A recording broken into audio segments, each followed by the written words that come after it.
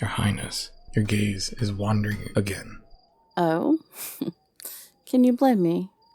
I know that your eyes see them as well as mine. It's very well that they might, but I know better than to stare when and where I should not. I can never understand why you deny yourself the simplest pleasures in life. Enjoying a pleasant sight is hardly a sin.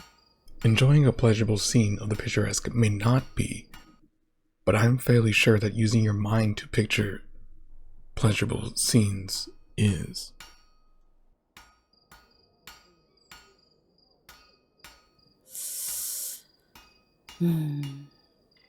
I can't deny. Watching them work does indeed stroke many types of fires. Your Highness, stop it. You're being indecent. Oh, you like it when I'm indecent, though, don't you? Your silence speaks volumes, dear knight. Yes, and you speak volumes on subjects you should be silent on when we're in public. Oh, would you quit twisting my words against me? I swear, I may have been the one to receive tutoring on language and speaking, but you're the one who uses it better. Besides, I see no one around us. Certainly no one within well enough range to read out lips, let alone hear what we're saying. Besides, I suspect that you're not opposed to hearing my tongue speak such flirty things in the sweetest words. I won't say that I despise hearing your voice spin the most vulgar acts into something more alluring. You wouldn't say that, or you can't say that. I suppose if I'm to be honest. And you are.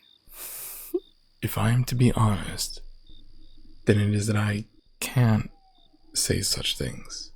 Ha! I knew it.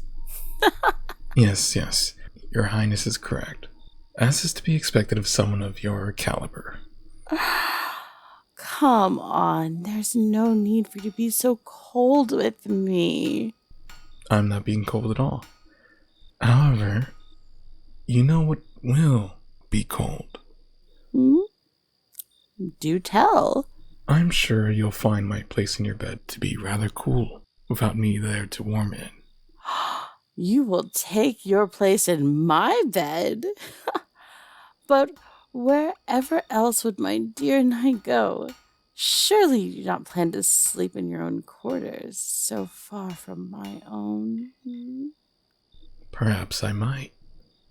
Or perhaps I might even find another bed to warm. One that it is as warm as the forge. Oh, are you telling me that you'd ask to lay next to the person of our shared interest without inviting me? I never said that. You are free to ask them if you may join us. However, given that you're being so unbearably smug, don't be surprised if you find yourself on the ground, courtesy of my foot. Oh, how rude. I doubt that our lovely blacksmith would appreciate such mean behavior towards a bedmate. With behavior like yours, I'm sure they would understand. Oh, on the contrary, I think that they will enjoy having me in their bed. I would do anything and everything in my power to make sure of that. Are you sure that you can uphold a promise like that? As much as I hate to boost your ego, you do wield an amount of power that is more than substantial. Well, precisely my point. I guarantee that I'll show them my attraction to and fondness for them by any means which pleases them, no matter what that may entail. That's quite a bold declaration for you to make. Is it? I suppose it might be, but it's not one I make lightly or without thought. My heart may be that of a romantic, my will is that of iron and steel. I'm very well aware, Your Highness. You have made both of those facts very evident to everyone whose path comes across your own. To some more than others, I hope.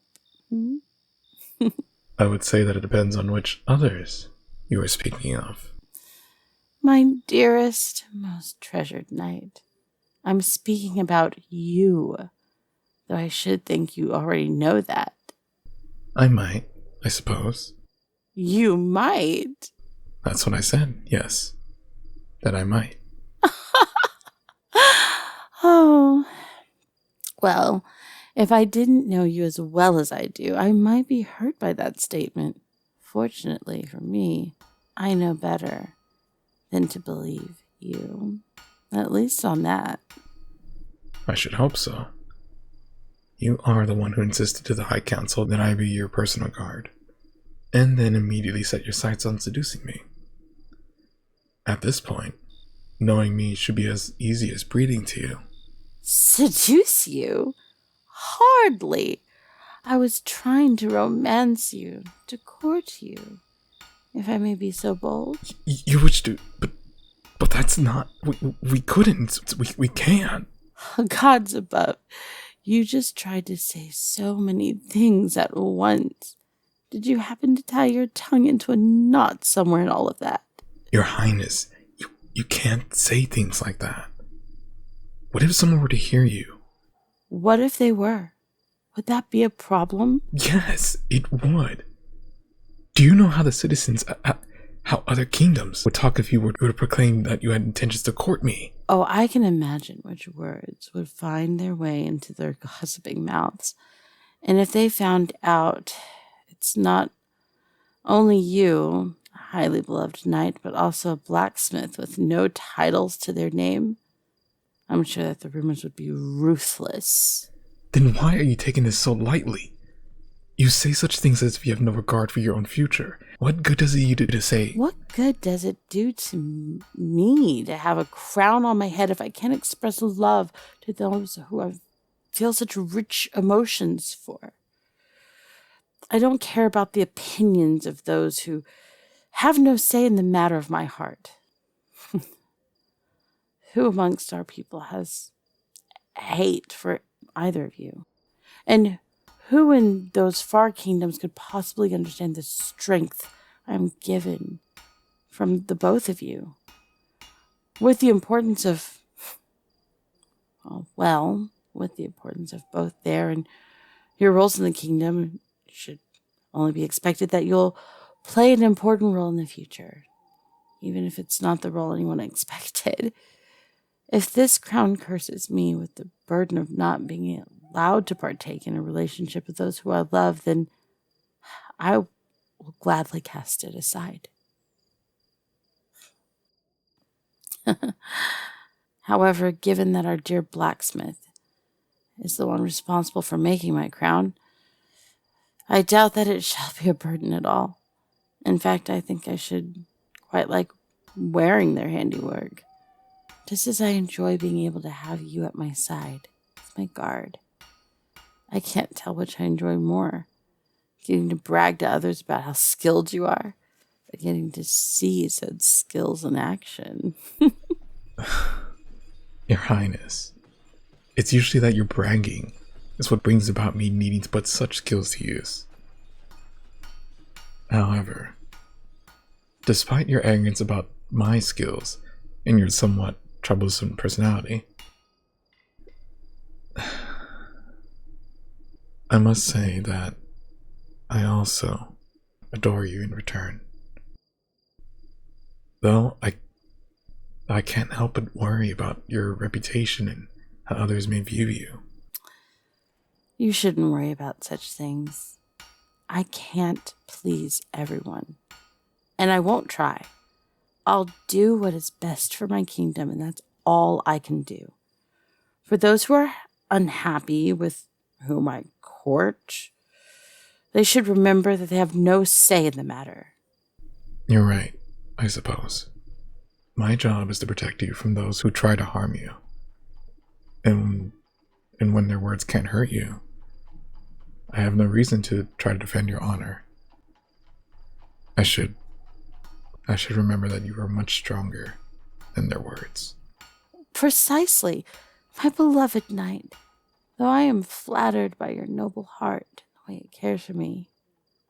But now I believe our blacksmith is looking in our direction. Are they perhaps wanting to speak with us? It seems that they could be. After all, I remember their excitement when we last spoke. They mentioned wanting to show you the plans they had for your crown. Did they? Funny that, because they were asking me questions on the specification of the sword you would like. Then let us not keep them waiting. They seem excited to see us, don't they? They do. Is it strange that thinking such makes my heart beat fast? Only if it is odd that mine does the same. Now come. Spending time with both you and them promises to make for a pleasant evening.